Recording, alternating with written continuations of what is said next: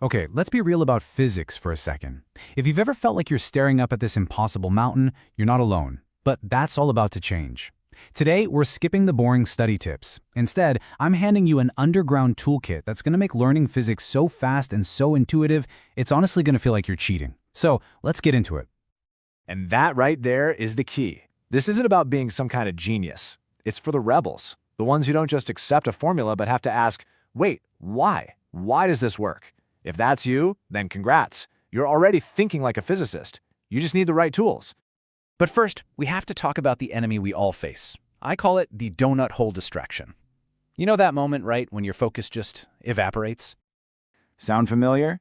You start with something simple, like Newton's laws, and then bam, 5 minutes later, you're deep in a YouTube rabbit hole about what would happen if the Earth were a donut.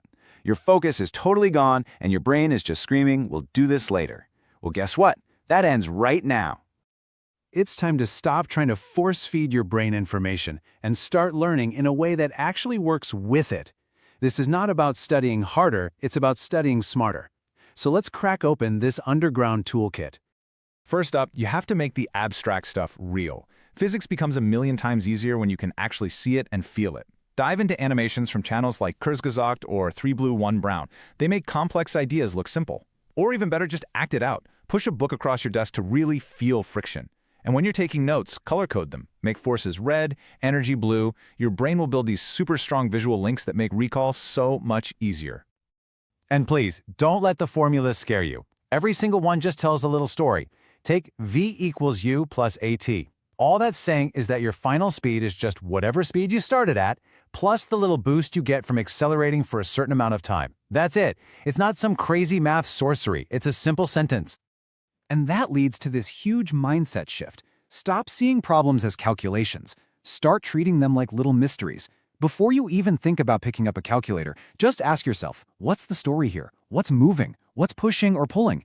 When you approach a problem like Sherlock Holmes, finding the solution becomes an actual adventure.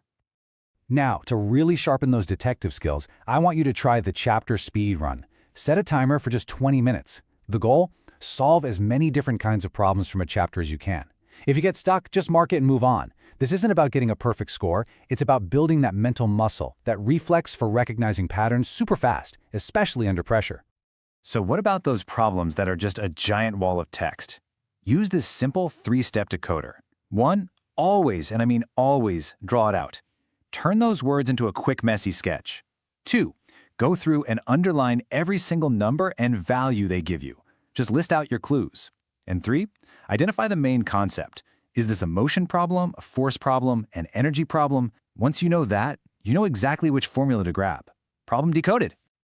Okay, now for the really sneaky stuff. A few low-effort, high-impact brain hacks that are actually backed by science. Think of these as cheat codes for your brain. Seriously, these things work. Try chewing a really specific flavor of gum when you study a topic. Then chew that exact same gum during the exam. It actually helps trigger your memory of that context.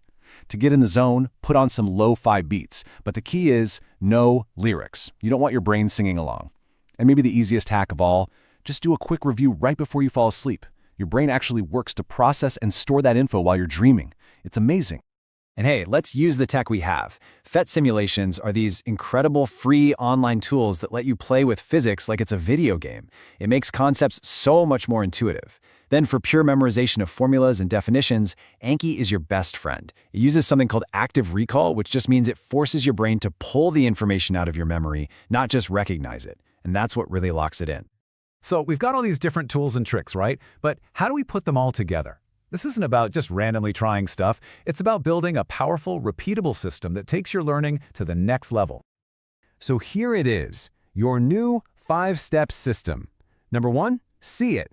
Use those animations and draw your pictures. Number 2, understand it. Translate every formula into plain English. 3, test it. Do those 20-minute speed runs. 4, explain it. Tell yourself the story behind every single problem you solve. And finally, number 5, the most important step, repeat. This is the cycle that builds mastery. And that's really the big takeaway here. If you've ever thought physics was just too hard for you, you're wrong. You just haven't been using the right system. It was never ever about being a genius. It's about having the right toolkit.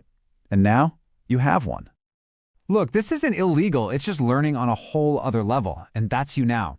So the only question left is, are you ready to stop fighting with physics and actually start having fun with it?